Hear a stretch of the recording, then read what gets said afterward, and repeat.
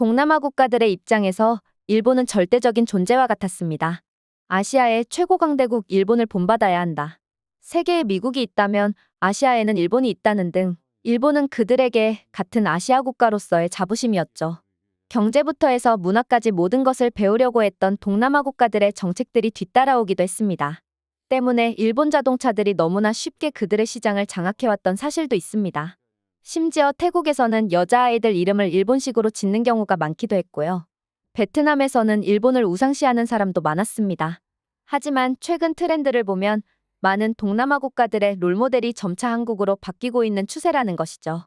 실제 많은 부분에서 한국이 일본보다 강점을 보이고 있으며 이제 동남아인들은 세계에 미국과 EU가 있다면 아시아에는 한국과 일본이 있다는 말을 하는데요. 그들에게 한국은 아시아의 자존심과 같은 나라가 되어버렸습니다. 오늘 소개해드릴 사연은 돈만 많으면 일본의 별장을 짓고 싶다고 말하던 태국인이 이제는 그 생각을 철회하게 되었고 한국이 보여주는 압도적인 저력에 기가 죽어버렸다는데요. 태국인으로서 운 좋게 한국과 일본을 모두 경험할 수 있는 기회가 있었고 두 나라의 모습을 보며 느끼는 바가 참 많았다고 합니다. 어떤 일이 있었던 것일지 지금부터 사연 만나보시죠. 태국의 대학원생 날이라고 합니다. 최근 교수님과 함께 한국에 다녀왔고 상당히 놀라운 모습을 보고 왔습니다. 압도적인 한국이 이미 부럽다는 생각마저 들었습니다. 작년에도 마찬가지로 교수님을 따라서 일본에도 다녀왔지만 그때는 그런 기분이 들지 않았으며 그냥 태국이 배워야 할 좋은 모델이구나 싶었던 기억이 있습니다. 평범한 대학원생이 운 좋게 교수님을 잘 만나서 이렇게 동아시아 최고 강대국 두 나라를 모두 경해본 것 자체가 매우 감사한 일이고 제가 감히 두 나라를 평가하는 것 또한 주제넘은 상황일 수도 있겠지만 제가 경험한 것들을 그대로 말씀드리려고 합니다. 우선 저희 교수님의 세미나 참석차 두 나라에 방문했던 것이고 일종의 수행비서 역할로 교수님과 동행하게 되었습니다. 검은 정장 차림을 입고 돌아다녔으며 두 나라를 다녀오면서 배운 것이 참 많았는데요.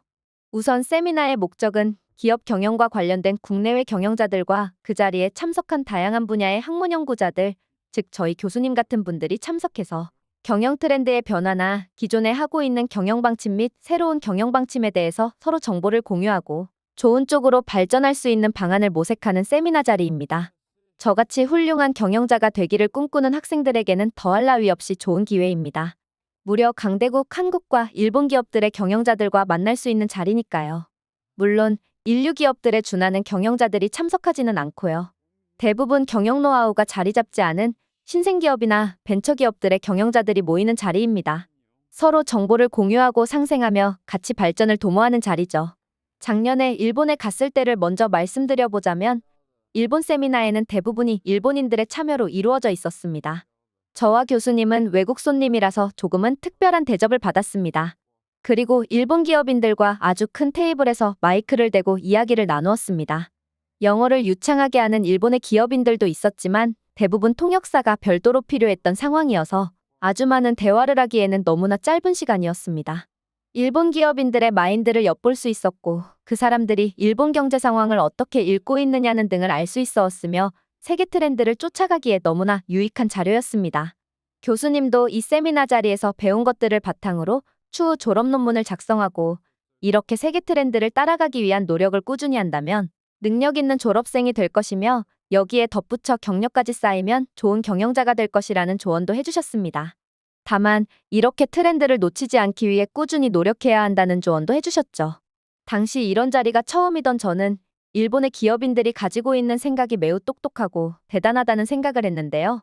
전반적인 세미나의 주제 방향은 한국과의 경쟁에서 어떻게 이겨야겠냐는 문제들에 대한 논의가 많았습니다.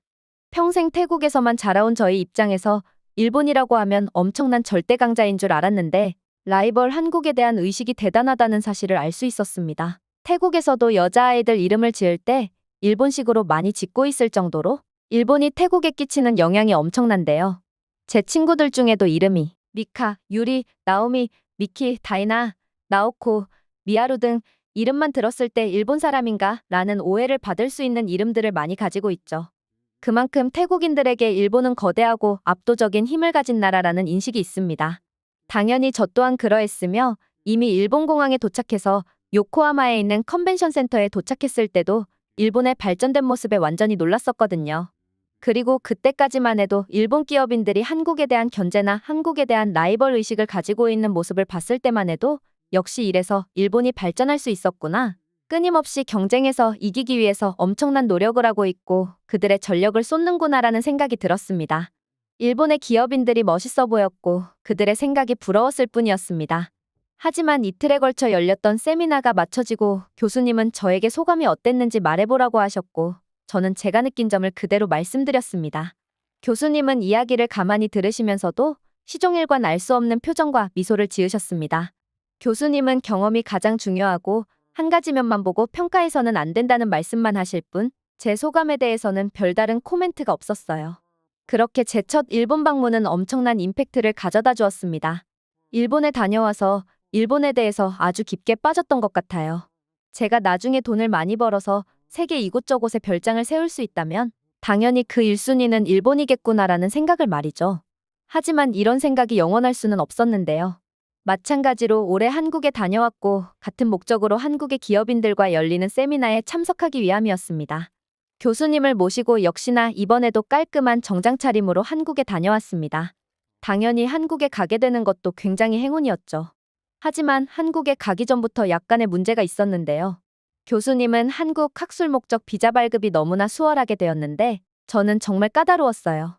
일본에 방문했을 때도 그렇게 까다롭지 않았는데 한국에서는 제출해야 하는 서류가 한두 개가 아니었고 그마저도 지연이 되고 불승인이 나버렸고 결국 교수님이 직접 자필로 보증서를 작성하고 나서야 비자 승인을 받을 수 있었습니다. 한국에 가기 전부터 조금은 기분이 상했던 것이 사실이에요. 한국처럼 강대국에서 태국 출신의 대학원생에게 불필요하게 신경을 쓰는 것 같았고 이런 모습은 한국이 큰 스승의 입장이 못 된다라는 생각도 들었습니다.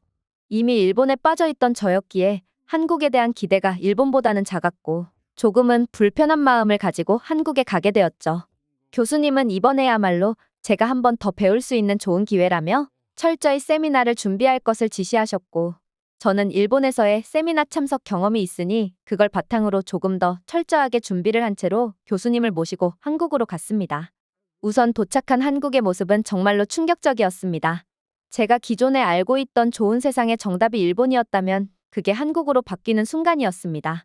태국인으로서 일본도 상당히 압도적인 모습을 보여주었지만 한국은 그보다 더 압도적인 모습을 보여주었어요. 그냥 그 나라에 가보면 아무것도 안 하고 가만히 주변을 둘러보아도 느껴지는 그런 것들에서 이미 한국의 모습에서 더 부유한 나라, 더 발전한 나라라는 생각이 들었거든요. 저희가 머물게 되는 숙소도 마찬가지였습니다. 작고 좁은 걸 미덕으로 알고 최대한 작게 만들어서 아기자기한 느낌을 주었던 일본과는 달리 한국은 모든 것이 다 큼직큼직하고 화끈했다고 할까요? 제가 느낀 기분은 딱 그러했습니다. 심지어 변기 높이까지도 더 높았고 더 사이즈도 컸어요.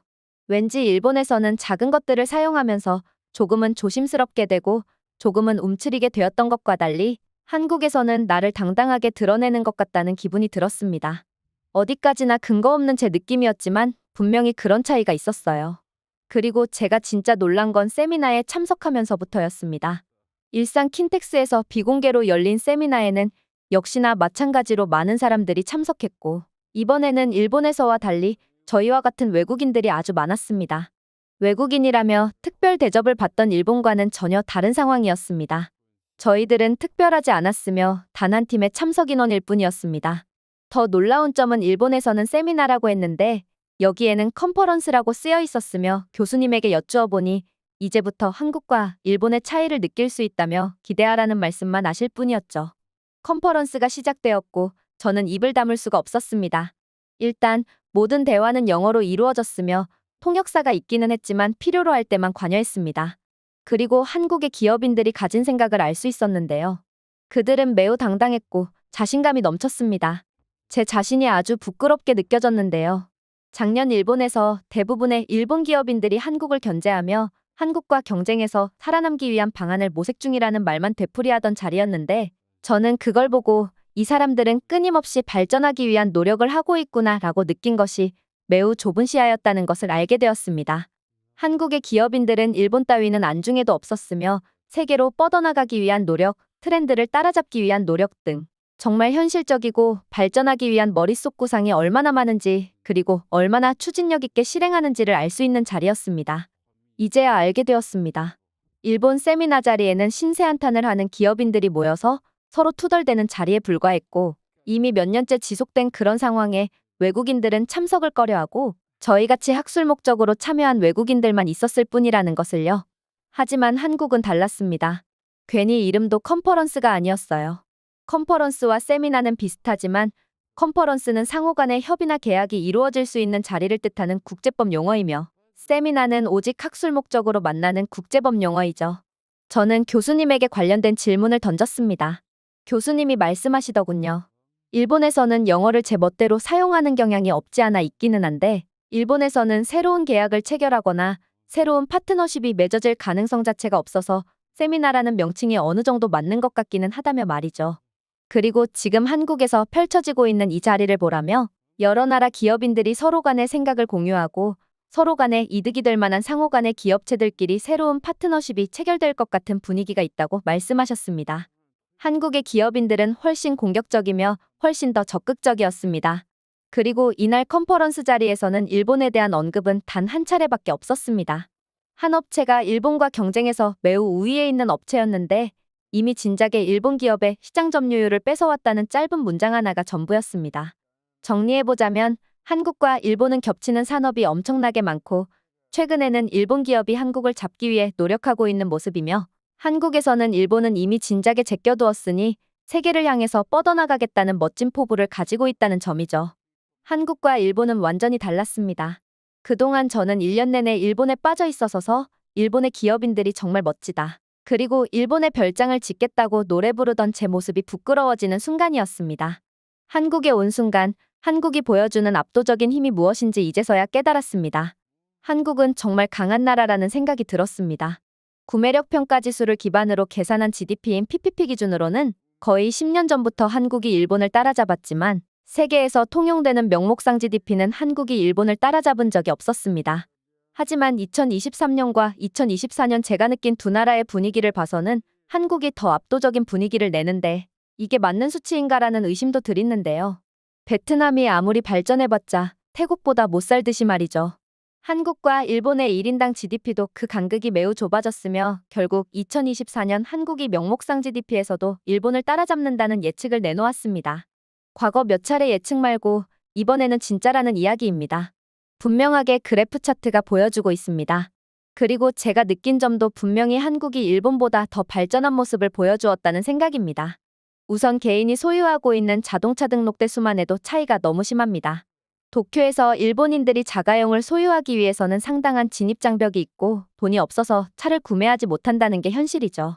하지만 서울에서는 도쿄보다 2배는 더 넓은 도로에도 차들이 가득 차 있습니다. 자동차는 그 나라의 경제 수준을 가늠케 하는 1차원적인 수단이라고 생각하는데 이런 모습에서도 한국에서의 돈의 흐름이 더 수월하다는 느낌을 받았습니다. 최근 태국을 포함한 동남아 국가들도 경제성장 롤모델로 한국을 주목하고 채택하고 있는데 그게 왜 그런 것인지 직접 두 나라에 다녀와 보고서 알 수 있는 내용이었습니다. 작년 일본에 다녀오고 나서 교수님이 저에게 한 가지 면만 보고 평가하면 안 된다고 말씀하셨던 것이 생각납니다. 그리고 그것은 정말 중요했습니다. 이제 와서 보면 발전 없는 신세한탄을 하던 일본 기업인들이 멋져 보였다니 제 스스로 너무 부끄러울 정도였으니까요. 이번에 한국에 다녀오면서 교수님과 또 대화를 나누었는데요. 제 의견을 말씀드렸습니다. 아직 태국의 경제학 교과서나 경영학 교과서는 일본을 중심으로 쓰여져 있고 지금 시점에서 봤을 때는 구시대적 관점을 그대로 가지고 있다는 것이 문제라는 생각이 들었다고 말이죠. 이번에 교수님은 작년에 알 수 없는 미소보다는 환하게 웃어주시면서 이번에야말로 진짜 성장을 했구나라면서 칭찬을 해주셨습니다. 한국과 일본에 다녀왔던 두 경험이 저에게 아주 큰 자산이 되었습니다. 그리고 제가 석사과정을 마치고 사회로 나가든지 또는 박사과정을 위해 학업을 이어가더라도 이번 경험은 저에게 큰 도움이 될 것이라는 생각이 들었습니다. 세계 트렌드를 따라가려면 아무래도 한국이 맞다는 사실을 말이죠. 그리고 머지않아 일본식 이름을 가진 태국 여자아이들이 개명을 신청할지도 모르겠다는 발칙한 상상도 해봅니다. 그녀의 1차 게시글은 여기까지였습니다. 하지만 태국인 대학원생의 게시글에는 태국인들의 무분별한 악플이 달리기 시작했는데요. 한국에서는 태국인들의 입국을 너무나 쉽게 거부한다. 피해를 보는 태국인들이 많은데 한국 정부에서는 책임도 안 진다는 내용이죠. 이와 관련해서 그녀는 추가 내용을 작성했습니다. 바로 소개해드리겠습니다. 제가 한국에 대해서 한 가지 오해하고 있던 것도 사과드려야 될 것 같습니다. 비자 문제 관련해서 저의 입국이 쉽지 않았는데요. 알고 보면 한국에서 그럴 만한 일이 있었다는 사실을 알게 되었습니다. 태국인들이 한국에 불법 체류하는 비율이 압도적으로 높아져서 한국에서는 태국인들에 대한 비자 요건이나 입국 비자 요건을 까다롭게 하고 있으며 태국인들이 전자비자를 사전에 발급받아도 입국이 거부되는 경우가 상당히 많다는 것이죠. 이것은 한국의 잘못이 아니라 태국인들이 스스로 만든 잘못입니다. 모든 선진국들은 불법 체류 비중이 높은 나라들의 국민들에 대해서 이렇게 엄격한 비자 요건을 제시하고 있으며 입국이 거부되거나 비자 발급 단계에서 거부되는 경우는 너무나 흔한 일입니다. 저 또한 입국이 거부될 수 있다는 불안한 마음에 전자비자 말고 종이비자를 받기 위해 대사관에 방문했었고 실제 비자 발급이 반려되었을 때 제가 주변에서 들었던 소문 때문에 한국에 대해서 나쁜 생각을 가지게 되었던 것입니다. 하지만 제 생각은 매우 틀렸으며 올바르지 못한 생각이었습니다. 한국에 다녀와 보고 나니 그들은 정말 엄격한 스승이 될 수 있고 태국인이 한국에 들어가기 위해서는 최소한의 규제 절차는 당연하다는 생각이 들었습니다. 때문에 관련된 부분에서 근거 없이 한국을 비난하는 댓글을 사양해 주시면 감사하겠습니다. 오늘의 영상은 여기까지입니다. 그리고 지금 화면에 나오는 영상을 아직 시청하지 않으셨다면 지금 바로 시청해 보세요. 재미있는 다음 사연이 기다리고 있습니다. 감사합니다.